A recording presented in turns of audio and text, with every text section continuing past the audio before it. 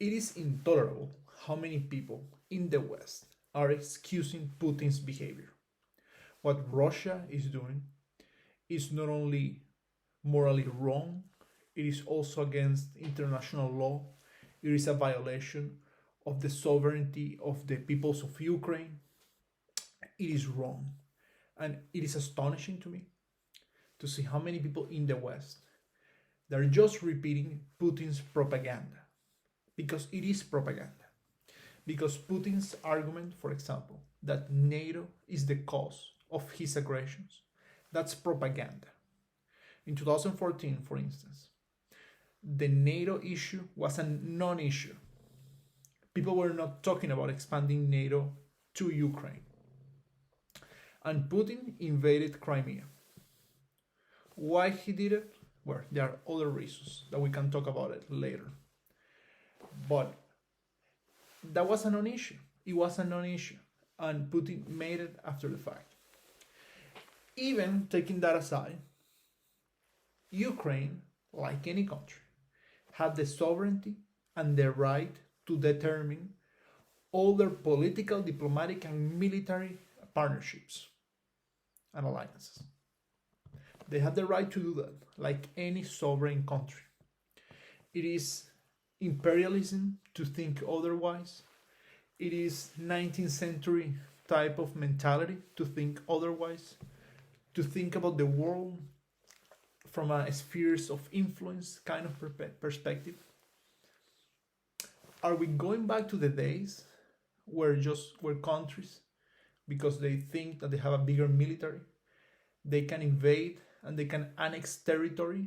Are we going back to those days? Are we really supporting that? It is extremely dangerous what is going on in Ukraine. It is not only inhumane and horrible for the people of Ukraine, because imagine if you were one of them. Imagine if you were living your life like any person. You go to the grocery store, you work, you go for a coffee, you do exercise, and then you have a foreign power, a massive country, the biggest in the world, trying to annex your territory and promote violence and promote aggression and support those who wants to make instability in your region. Imagine that. Imagine the levels of anxiety, how worried people are in Ukraine.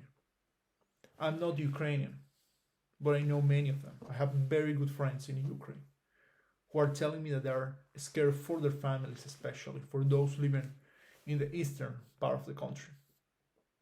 I'm also Venezuelan, so I know what it is to live under authoritarian regime, in a place where there is no rule of law, in a place where violence is the norm. It's horrible. So imagine if you were one of them. So we need to stop really excusing what Putin is doing. We need to stop allowing this to happen. And how can we avoid this? It is extremely clear. There are ways that we can not only stop this madness, but also prevent future madness. One of them is simple, is clear. When you have an European Union, and Germany especially, depending 50%, 50, of their energy sources from just one country, from Russia, then achieving autonomy, the so-called strategic autonomy, it's impossible. So step one to preventing this is diversifying the sources of energy in Europe. How can we do this? That's a technical question. Whether we need to go towards more liquid gas, whether nuclear is an option, whether exploring other places in the north for gas is an option. That's also something that we need to discuss, but we actually need to discuss it, because the thing is that now policymakers are not discussing that enough. It is extremely important, and this is something that countries in the eastern part of Europe understand. There are countries that are under much more pressure because of energy, and we need to also help them so they can actually become sovereign countries. And we have not done that, even allowing Nord Stream 2 to happen a couple of years ago. Huge strategic mistake. It is a huge strategic mistake, and something that we need to stop now. Sanctions, as I have been published in many places in regard to Venezuela. I have published at National Review, The National Interest, Foreign Policy, the magazine, all these places, that the use of sanctions needs to become much more professional, in the sense that sanctions are a powerful tool if they're used strategically, and they have to be used strategically, and they need to be used right now,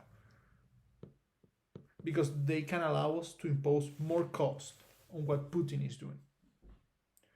But the question is why Putin is doing what he's doing. It is doing it